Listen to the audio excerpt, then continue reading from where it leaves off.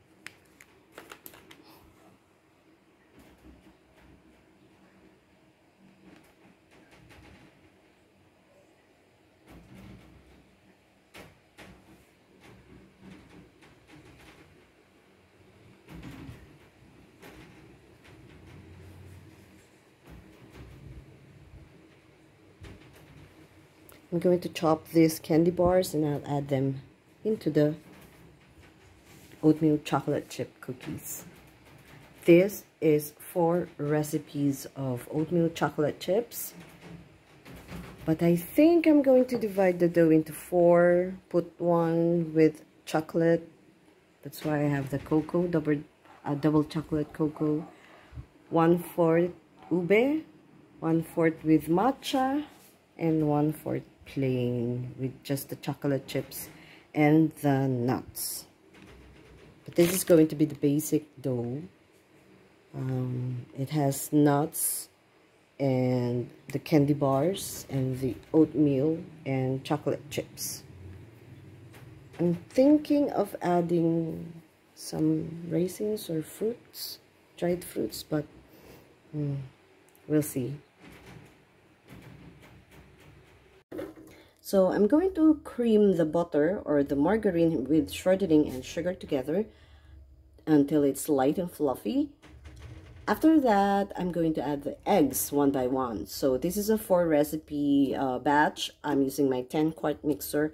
I also sifted the baking soda into the flour, and then I sifted it once again, and then I'm going to add the dry ingredients, the flour and the oatmeal, after the eggs. And that's basically it. If you want to add chocolate chips, nuts, and dried fruits, you simply pulse it right after you mix the cookie dough. And so by pulse means like this.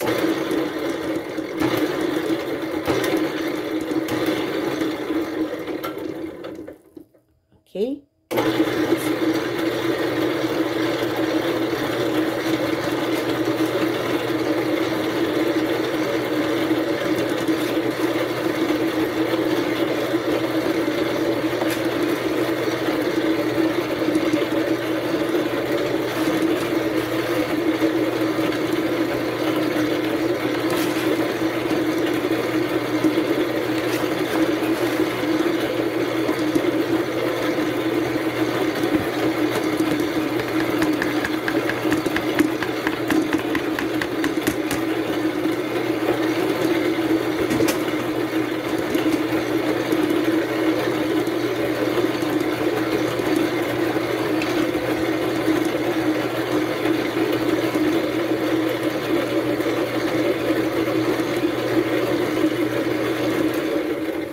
adding the candy bars now. These are the Butterfingers, but the Nestle Crunch I will add later because I don't want to crush the chocolate pieces and the Rice Krispies. But these are hard candies inside the chocolate, so I want to crush them.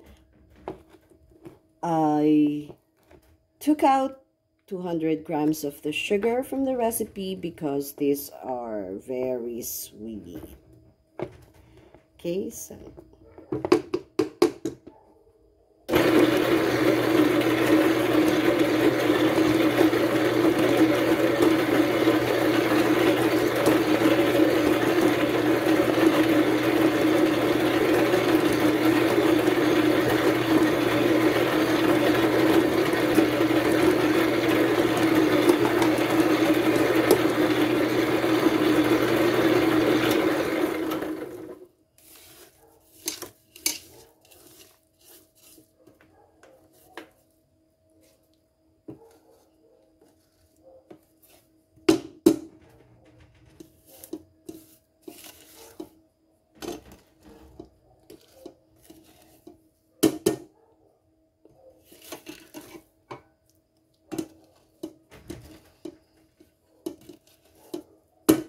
this is 4 recipes. I'm going to do another 4 recipes tomorrow.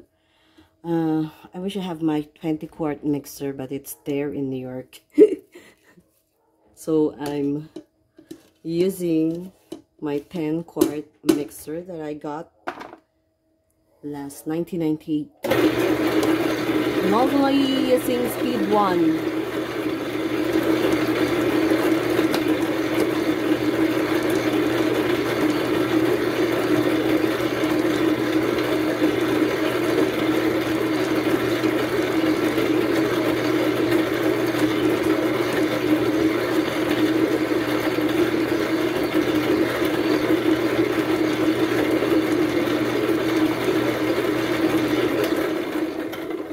So when do I know that creaming is at the end of its stage and it's time for me to add the eggs? You're going to start to see the difference in the color from when you start and to the end point, which is it's going to be lighter in color. There's not going to be too much granules of the sugar. It doesn't have to be dissolved. The sugar doesn't have to be dissolved, but you'll see it's going to look like a light colored icing, lighter than when it started, because the margarine is really, really orange, yellowy orange.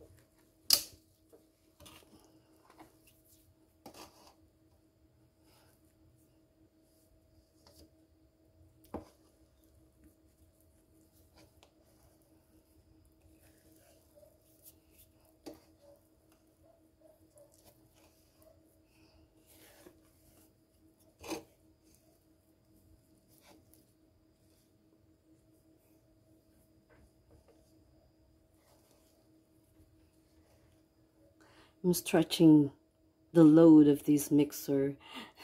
Instead of just making 3 recipes, I increased it to 4, so you can see it's really full at this point. So I'm pulsing.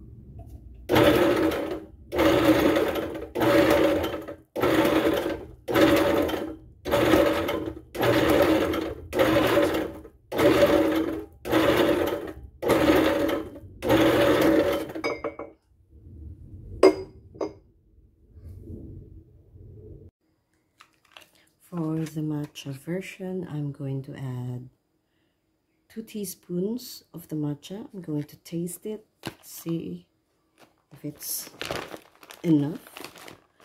I'm going to grab some chocolate chips.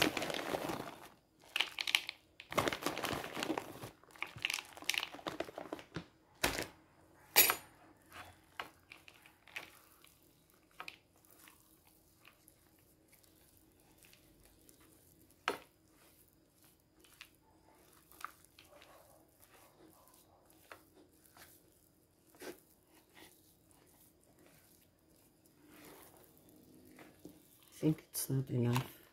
I'm going to add a little bit more.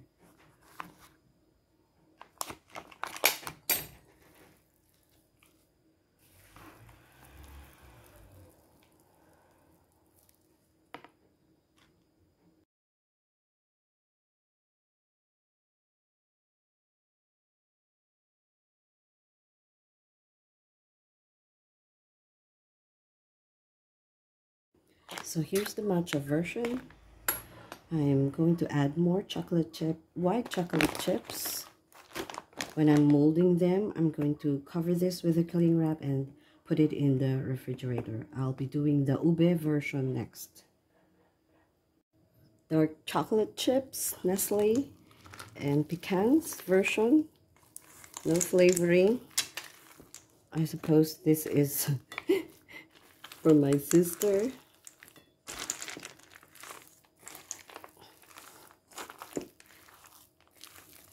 She wants tons of nuts in her cookies.